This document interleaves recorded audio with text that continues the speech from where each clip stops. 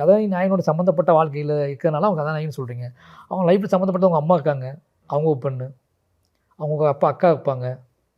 இப்போ வாழையில் பார்த்தீங்கன்னா முழுக்க முழுக்க அவங்க அக்காவும் அவங்க அம்மாவும் இருக்காங்க. அவங்க அம்மாவும் முக்கியமான பங்கு வச்சுருக்காங்க. இந்த வேறு அவங்க அம்மாவோட போல்ட்னஸ், அவங்க அம்மாவோட லைஃப் ஸ்டைலு, அவங்க அம்மாவோட பிரச்சனைகளும் அந்த அம்மாவுக்கும் அவனுக்குமான ஒரு வாழ்க்கை இருக்குல்ல, அது முக்கியமானது. இப்போ கர்ணன்லாம் அந்த அக்கா கேட்டிருக்காங்க. என்கிட்ட திருப்பி எல்லாம் கேட்பாங்கன்னா உங்கள் கதாநாயகி ஏன் அப்படி இருக்காங்க கேட்பாங்க. அப்போ நான் என்னோடய கதாநாயகின்னு நான் என்னோடய கதைக்குள்ளே நான் எனக்குள்ள ஆழ்மனசுக்கு ஒன்று இருக்கும்ல, நிறைய கேரக்டர்ஸ்லாம் வடிவமைச்சுட்டே இருக்கும்ல. அப்போ எனக்கு கர்ணனை பொறுத்த வரைக்கும் எங்கள் அக்கா தான் கதாநாயகி. அது எங்கள் அக்கா எழுதும்போது நான் வந்து என்னை அடிப்பதற்கான அந்த கர்ணனை அடிப்பதற்கான, கர்ணனை திருத்துவதற்கான, கர்ணனை மாற்றுவதற்கான எல்லா முயற்சியும் ஈடுபடக்கூடிய ஒரு கேரக்டராக அது வடிவமைக்கும் போது எனக்கு அது இன்னும் அது மேன்மையாக தெரிய ஆரம்பிச்சிச்சு.